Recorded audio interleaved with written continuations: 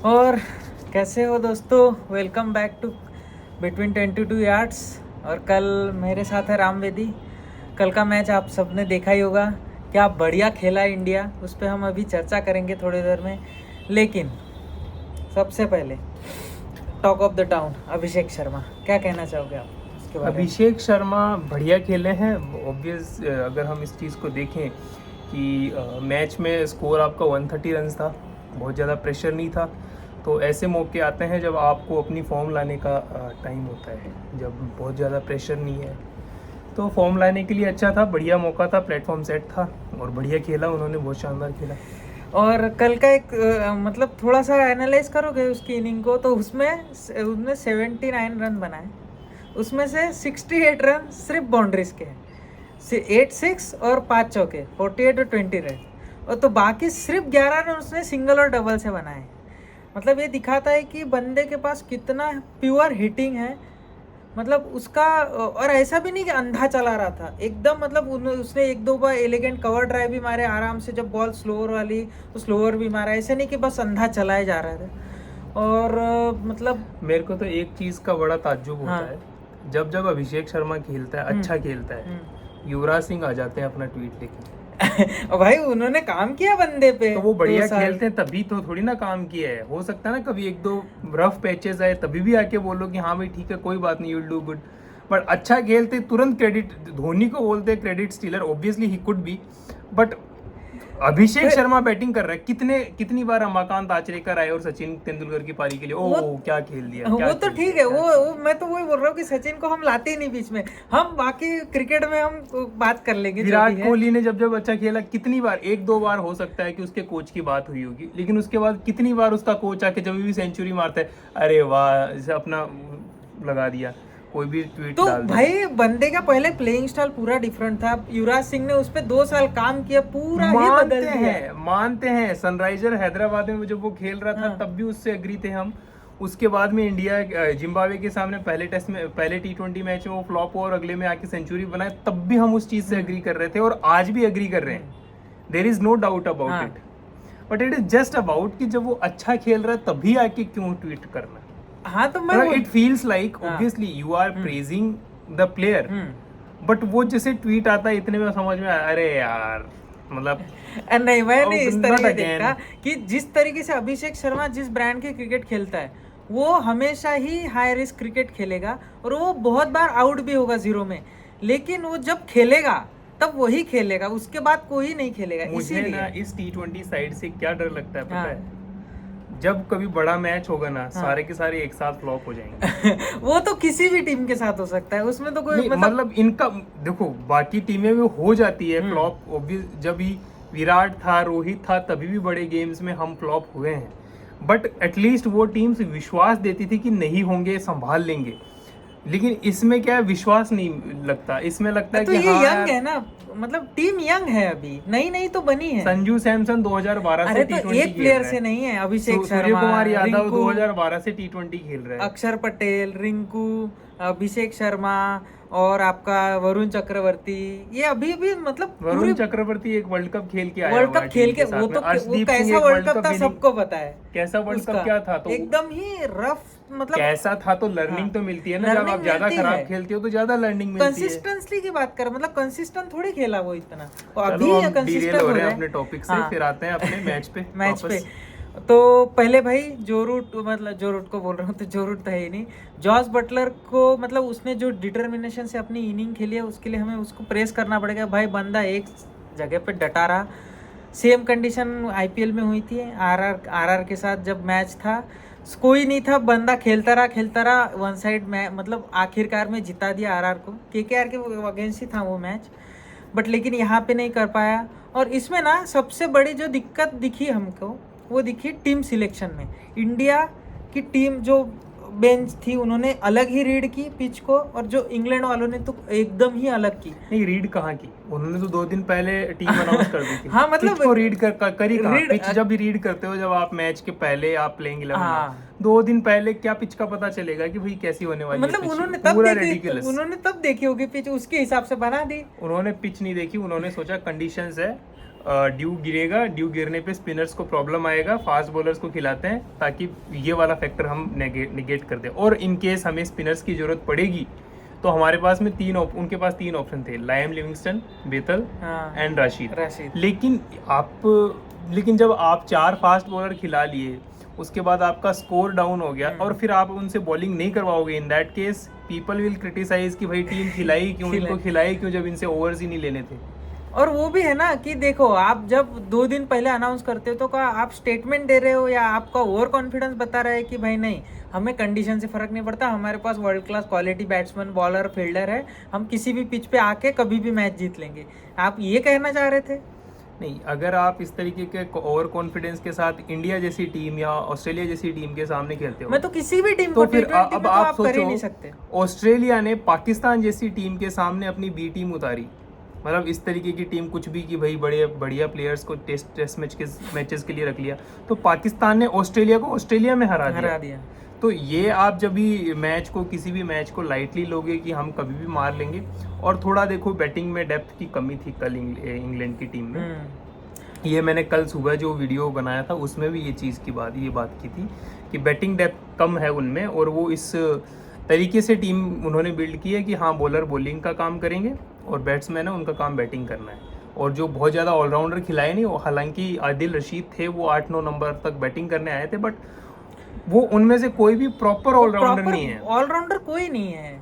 ठीक है, वो बैटिंग कर लेते हैं, में चल जाता है, टेस्ट में चल जाएगा, थोड़ा बहुत वनडे में चल जाएगा, क्योंकि 300 बॉल होते हैं। टेस्ट मैच में क्या होता है, आपकी फील्डिंग है वो एकदम से अराउंड होती है, या तो ये होती है, या फिर फील्डिंग होती है वो एकदम से इन आउट होती है। तो स्प्रेड होती है तो आप सिंगल विंगल बना लेते हो।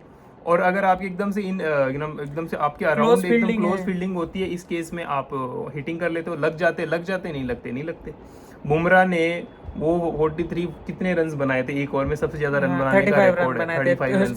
तो इसका मतलब ये नहीं हो गया ना कि बुमराह को ओपनर भेज दो या बुमराह के भरोसे बैटिंग लाइनअप आप नहीं बना सकते। वो उसमें उनकी बैटिंग डेप्थ में कमी थी। और इसके साथ में जो आरसीबी के जो ट्रायो है 0-0 और 7 जेम्स बॉन्ड बन के घूम रहे थे, 0-0 और 7 रन्स बनाए थे। लेकिन वो तो है एक, और उसमें ये भी कमी दिखी कि भाई आपके पास एक जो आपका ये केकेआर का ग्राउंड है, होम ग्राउंड, ईडन गार्डन में खेला हुआ बंदा है आपके टीम में, तो आपने उनसे कम से कम कंसल्ट तो करना चाहिए कि भाई ये पिच कैसी खेलती है, कितना ड्यू पड़ता है। आपके पास पूरा सीजन खेला हुआ बंदा था जो आपका फिल सॉल्ट ओपनर था, फिर भी आपने मतलब कैसी टीम, मतलब 2 दिन पहले चलो अनाउंस कर देते, कुछ रखते। आपने रेहान अहमद लेके गए थे स्पिनर, आपके पास आदिल रशीद है, तो आप 2 स्पिनर डालते ना। आपको पता है कि केकेआर 3 स्पिनर के साथ जाती है हमेशा वहाँ पे जब खेलती है, तो आप ये भी सोच सकते थे कि भाई ये भी करेंगे। मतलब ये समझ में नहीं आया इन्होंने ऐसा क्यों किया। अभी देखते सेकंड टेस्ट बोल रहा हूँ, सेकंड T20 में उनका क्या अप्रोच रहता है। टेस्ट सीजन इतना लंबा हो गया है तो टेस्ट से बाहर ही नहीं निकल, उसके गम से बाहर नहीं निकल पा रहे। थोड़ी बहुत खुशियां तो कल मिली है। दूसरी बात, अगर बात आ रही थी, कुछ लोग बोल रहे थे ब्रॉडकास्टिंग क्वालिटी कैसी है इंडिया में, सब कुछ ऐसा दिख रहा है। झूलन गोस्वामी ने जो बैल बजाई, वो भी पता नहीं चल रहा था कि किसने बैल बजाई। देखो भाई, सर्दी का टाइम है, इंडिया के अंदर जो समर जो सेशन होता है जिसमें क्रिकेट खेली जाती है, उसमें आईपीएल होता है।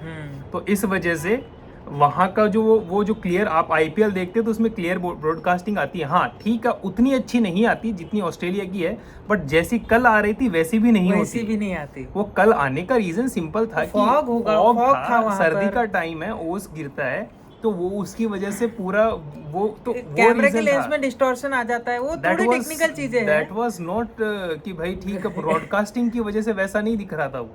That was clearly because of बहुत बड़ी ये हाई वोल्टेज ये सीरीज है, ऐसा नहीं करेंगे ब्रॉडकास्टर, उनको भी पैसा कमाना है।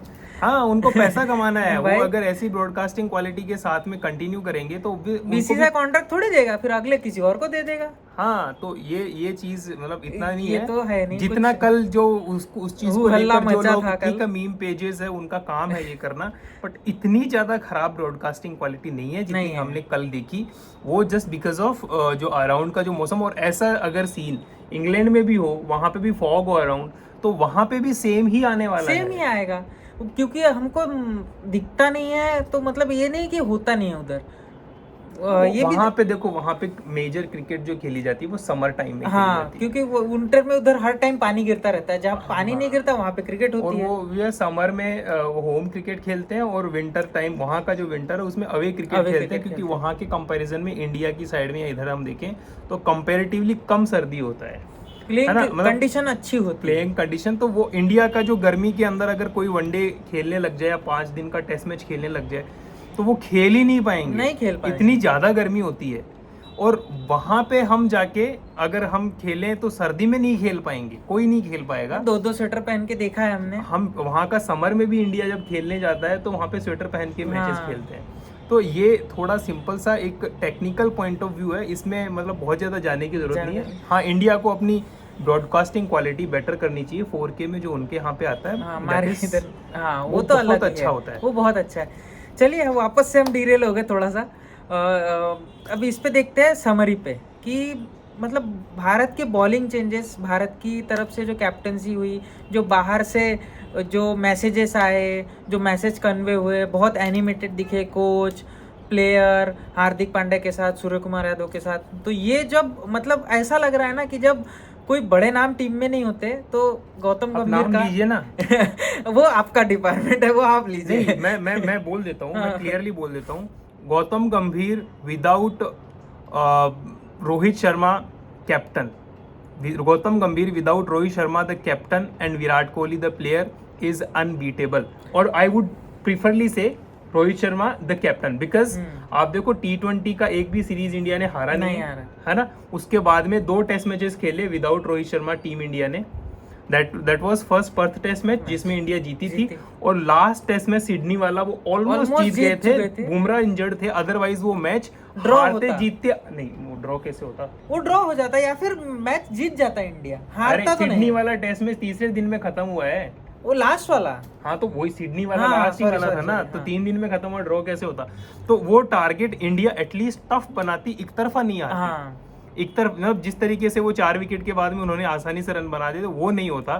तो रोहित शर्मा के बिना गौतम गंभीर कंप्लीटली बीस्ट है। और कल जिस तरीके से उसने टीम की जो पूरे के पूरे जो चेंजेस है, बॉलिंग चेंजेस है, कोई भी क्रेडिट सूर्य कुमार यादव से ले नहीं रहे हैं, बट गौतम गंभीर ने कल पूरा मैच चलाया है, बाहर से एक चीज का उसने इनपुट दिया है। हर 1-2 ओवर के बाद कुछ मैसेज आता था, बस फील्ड सेटिंग होती थी, झटाक से आया विकेट, कुछ फील्ड सेटिंग अलग हुई, झटाक से आया विकेट। मतलब ये दिखा रहा है कि उस बंदे की मतलब मैं इस पे कहूंगा कि T20 क्रिकेट में उसकी पकड़ जो है अनपैरेलल है। मतलब वो आएगा, वो मार देगा, उसको ये नहीं रहेगा ज्यादा। तो मैं तो दोनों चीजें मेरी है इसमें कि रोहित शर्मा विदाउट गौतम गंभीर भी उतना ही बढ़िया हो सकता है। मैं ये मना नहीं कर रहा हूँ कि रोहित शर्मा है वो भी बिना गौतम गंभीर के बहुत बढ़िया किया है उसने टेस्ट मैचेस में। उतना ज्यादा बहुत ज्यादा मैं उसको सक्सेसफुल कैप्टन भी नहीं मानता, एज ए प्लेयर भी नहीं मानता, बट T20 वनडे के अंदर उसने बिना गौतम गंभीर के अच्छा किया, और गौतम गंभीर बिना रोहित शर्मा के अच्छा किया। अब मेरा ये मानना है चैंपियंस ट्रॉफी में गौतम गंभीर को एक स्टेप पीछे ले लेना चाहिए, और रोहित शर्मा को जो करे वो करने देना चाहिए। बट उसके साथ में टीम के जो प्लेयर्स है उनमें माहौल कैसे बनाना, सिर्फ इस चीज़ पे ध्यान देना चाहिए, और मेक श्योर करना चाहिए कि चैंपियंस ट्रॉफी के बाद में इंडिया के अंदर व्हाइट बॉल के लिए कंप्लीटली डिफरेंट कैप्टन आए, और कोच गंभीर है वो कोचिंग छोड़े और कोई दूसरा कोच है। Simple as that. आप दोनों एक साथ के लिए बोल रहे हो? नहीं, वनडे के लिए, नॉट T20 में तो बढ़िया चल ही रहा है। आप देखो रोहित शर्मा और गौतम गंभीर दोनों को एक साथ लीडरशिप के अंदर रख के टीम का भला नहीं कर रहे हो। हाँ, वो मतलब रिफ्ट दिख रही है, जैसे पिछले बार भी हमने बात की कि टीम शीट कुछ और आती थी, प्लेइंग 11 कुछ और ही दिखती थी। तो ये मतलब थोड़े थोड़े रिफ्ट दिख रहे हैं, दोनों जो की खिचड़ी हो रही है, जो इंडिया के लिए अच्छा नहीं हो रहा है। तो मतलब दोनों में से किसी को एक फिगर आउट करना पड़ेगा इंडिया के अच्छे के लिए। तो ये तो चैंपियंस ट्रॉफी अभी थोड़ा टाइम है, और इस पे देखते हैं कि भाई अर्शदीप ने जो बॉल घुमाई है स्टार्टिंग से, जो उसको कंडीशन मिली है थोड़ी ठंडी जगह, बहुत ज़्यादा बढ़िया स्विंग की है। जिस तरीके से सॉल्ट को आउट किया, that was completely unplayable delivery. Unplayable in case कि T20 में you got play the delivery, you can't just defend it. तो you have to play, hit a shot. That delivery was so that कि वो उसने ऐसा भी नहीं है कि डेलिबरेटली उसने मारा है, उसको बैठ के जाके नहीं बॉल आई लगी है और वो आउट हुआ है। उसको बॉल ही समझ में नहीं आई कि गुड लेंथ से 6-8 मीटर से बॉल इतना कैसे उड़ गया स्विंग के साथ। वो भी अगर नॉर्मल होता तो वो थर्ड मैन के इधर लेग स्लिप में चला जाता। और उसके बाद जब थोड़ा बहुत सेटल हुई, 2 विकेट के बाद भी इंग्लैंड टेस्ट मतलब मैच में था, लेकिन जब इंट्रोड्यूस हुआ वरुण चक्रवर्ती, उसके बाद से इंग्लैंड बिल्कुल ही मतलब ऐसे दिखे कि उनको समझ ही नहीं आ रहा कि गेम कैसे खेलना है, रीड कैसे करना है स्पिनर्स को। मतलब जब 1 ओवर में 2 विकेट आए उसके बाद तो ऑलमोस्ट ये हो गया था कि भारत अब मतलब जीत तो कंफर्म हो गई थी, लेकिन कितने जल्दी जीतेगा उसका मतलब राह देख रहे थे सब। और फिर जो वाइस कैप्टन ने हमारे फिर एक और बार बता दिया कि भाई मेरे को खिलाओ, मेरे को क्यों नहीं खिलाते तुम लोग। भाई पहला ओवर बंदे का 15 रन गया, उसने बोला ठीक है मैं खुद ड्रॉप होता हूँ। भाई वाइस कैप्टन खुद ड्रॉप हुआ बॉलिंग से, 2-3 ओवर के बाद चेंज में आया, पहले ओवर में विकेट, दूसरे ओवर में विकेट। वाइस कैप्टन वैसे खुद ड्रॉप बॉलिंग चेंजेस में होता नहीं है, क्योंकि जब कैप्टन फील्ड में होता है तो वही बॉलिंग चेंज करता है। वही मतलब एक बताने की बात है। वाइस कैप्टन ने अक्षर पटेल ने अच्छी बॉलिंग की, ये उसने मतलब ऐसा कमबैक अगर शायद साउथ अफ्रीका के अगेंस्ट फाइनल में करते, एक मैच तो, गया है उसका। हाँ, अगर उसमें करते तो उस मैच का हीरो अक्षर पटेल को बोला जाता, क्योंकि वो अभी भी जो बैटिंग से आपके लिए होगा। हाँ। मैं उसमें डिनाई नहीं कर रहा हूँ। आप देखो मैं बोल रहा हूँ उस बात को समझने की कोशिश करो कि उसने जो रन्स बनाए वो इंडिया के लिए क्रूशियल थे, प्रीशियस थे, बहुत अच्छा किया उसने बनाए। लेकिन अगर उसके बॉलिंग फिगर्स जैसे थे वैसे नहीं होके थोड़े बेटर होते तो उस केस में आपके लिए है, मेरे लिए है, वो हमारा पर्सनल ओपिनियन है, बट पब्लिक के लिए बाई एंड लार्ज लोग उसको एक्स फैक्टर मानते हैं उस मैच में। आपको भी पता है, मुझे भी पता है कि उस बॉलिंग स्पेल की वजह से 1 ओवर में उन्होंने 24 रन दिए, बनाए तो उन्होंने 36-37 थे, और वो भी 20-25-30 बॉल खेल के बनाए थे, 20-25 तो खेली थी। तो वो अगर वहां पे वो चेंज आता और वो रन्स अगर थोड़े कम लगते तो उसमें देखो पिच तो थी, स्पिनर को मदद ज्यादा मिल नहीं रही थी, तो वो तो कैप्टन का एक चॉइस था कि किस तरीके से बॉलिंग कैप्टन ने गैम्बल खेला था कि एक सपोज के बॉल लटक जाए, हवा में लटक जाए, क्लासन जैसे बैक के ऊपर से मार रहा था पिच खड़े होके, एक बॉल हवा में लटक जाए, वो गैम्बल था, नहीं पे ऑफ किया। Klaasen is pure spin ball hitter. हाँ, वो इस तो वक्त है। वर्ल्ड के अंदर 2-3 अगर हम प्लेयर्स की बात करें जो स्पिन को बहुत अच्छा खेलते हैं, उनमें हेनरी क्लासन है, शिवम दुबे है, रजत पाटीदार है, ये इस तरीके के प्लेयर हैं जो स्पिन को बहुत ज्यादा अच्छा खेलते हैं। लाइम लिविंगस्टन भी अच्छा खेलते हैं। कल वो थोड़ा सा ट्रिक मिस कर गए, क्योंकि वो स्पिन है ही नहीं, वो यार मिस्ट्री है, वो बंदा क्या बॉल डालता है यू डोंट नो, वो सिर्फ उसी को पता है। तो ये था। और बाकी तो है, अभी 25 को है अगला मैच, वो भी टर्निंग ट्रैक पे है, चेन्नई में है, traditional pitch.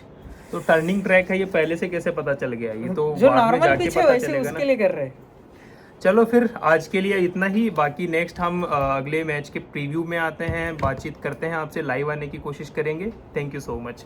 Don't forget to like, share and subscribe and share the video and press the bell icon.